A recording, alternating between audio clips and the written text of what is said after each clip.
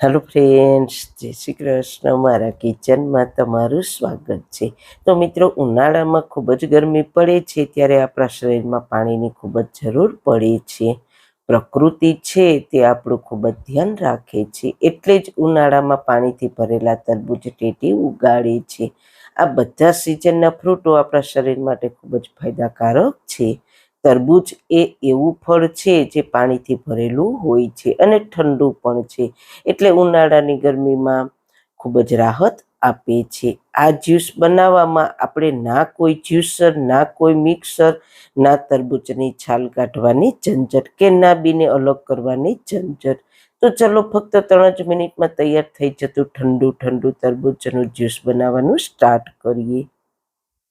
Recipe start કર્યા પહેલાં જો તમને મારી રેસીપી ગમતી હોય અને હજુ સુધી ચેનલને સબસ્ક્રાઈબ ના કરી હોય તો પ્લીઝ સબસ્ક્રાઈબ કરજો અને બાજુમાં આપેલ બેલ આઇકન પ્રેસ કરજો, એટલે નવી નવી રેસીપીના નોટિફિકેશન મળતા રહે. વાળના તમામ પ્રકારના પ્રશ્નો સોલ્વ કરતું 42 જડીબુટ્ટીઓથી બનાવેલું ઔષધિ તેલ, જે અમે લોકો જાતે જ ઘરે તૈયાર કરીએ છીએ, કોઈ પણ કેમિકલ્સના ઉપયોગ વગર, બિલકુલ નેચરલ છે. 42 જડીબુટ્ટીઓ ભેગી કરીને લોખંડની કડાઈમાં ઔષધિ તેલ તૈયાર કરવામાં આવે છે. જો તમારે ખરીદવું હોય તો તેના ઓર્ડર અમે લઈએ છીએ. ઓર્ડર કન્ફર્મ કરવા માટે વોટ્સએપ નંબર સ્ક્રીન પર જોઈ શકો છો. જો તમારે આ તેલનો પૂરો વિડીયો જોવો હોય તો તમને આ ચેનલ પર મળી જશે અને ડિસ્ક્રિપ્શન બોક્સમાં લિંક પણ મૂકેલી છે. સૌથી પહેલાં કોઈ પણ જાતની ઝંઝટ વગર ફક્ત 3 જ મિનિટમાં ઠંડુ ઠંડુ તરબૂચનું જ્યુસ બનાવવા માટે મેં અહીંયા 1 નંગ તરબૂચ લીધું છે. આપણે માર્કેટમાં તરબૂચ લેવા જઈએ ત્યારે તમે તરબૂચ લ્યો ત્યારે એ ધ્યાનમાં રાખવાનું કે તમે તેને હાથમાં લ્યો અને વજનમાં હલકું લાગે તેવું તરબૂચ સારું અને અંદરથી લાલ અને કણીદાર હોય છે અને મીઠું પણ હોય છે. હવે તેને 2 ભાગમાં કટ કરીશું.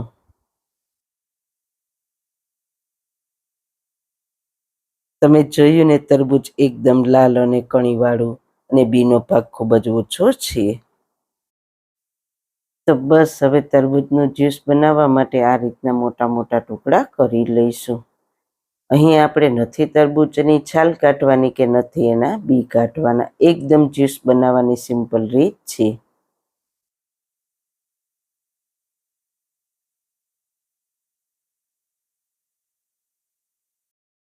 હવે જ્યુસ બનાવવા માટે આપણે મોટા વાસણમાં ઘઉં ચાળવાનો ચાળણો રાખીશું. ઘઉં ચાળવાનો ચાળણો બધાના ઘરમાં હોય જ છે. આ ચારણામાં ફક્ત 3 જ મિનિટમાં જ્યુસ નીકળીને તૈયાર થઈ જશે. જો તમારી પાસે આ ઘઉં ચાળવાનો ચાળણો ના હોય તો પણ એકદમ સિમ્પલ રીતે જ્યુસ બનાવી શકો છો. તે રીતે પણ હું તમને આગળ બતાવીશ. બસ આ રીતે તરબૂચના ટુકડાને ચારણામાં ગોળ ગોળ આ રીતે ફેરવતા જવાનું છે, જેથી કરીને તેનું જ્યુસ બધું જ અલગ થઈ જશે. છે ને કમાલનું કામ?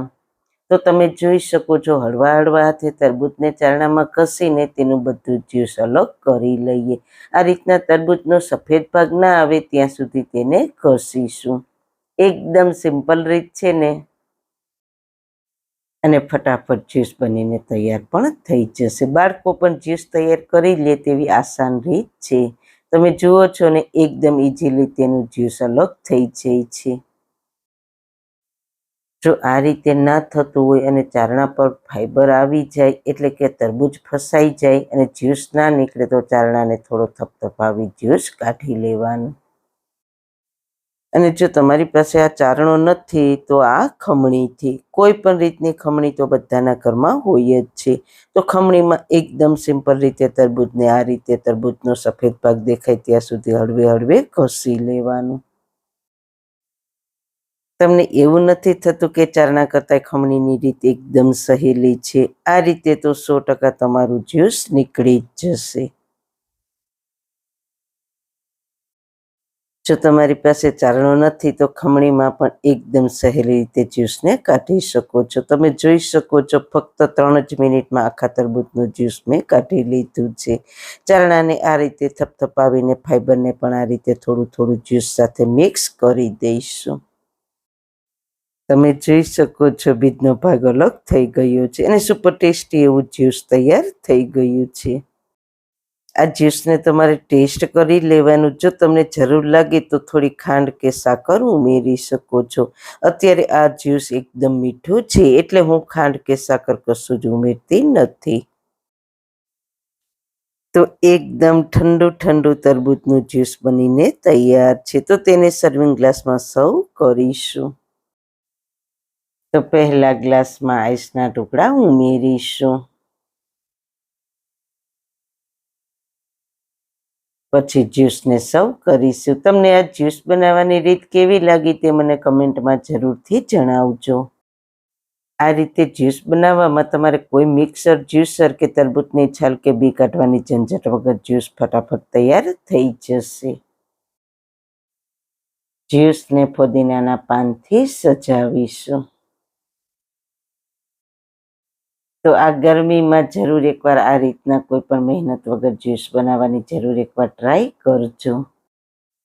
સારું ખાઓ, ખુશ રહો. આવી સરસ રેસીપી જોવા માટે તમારો ખૂબ ખૂબ આભાર. મારી રેસીપીને લાઈક કરજો, શેર કરજો, મારી ચેનલને સબસ્ક્રાઈબ કરજો. ફરી મળીશું એક નવી જ રેસીપી સાથે. ત્યાં સુધી બધાને મારા જય શ્રી કૃષ્ણ.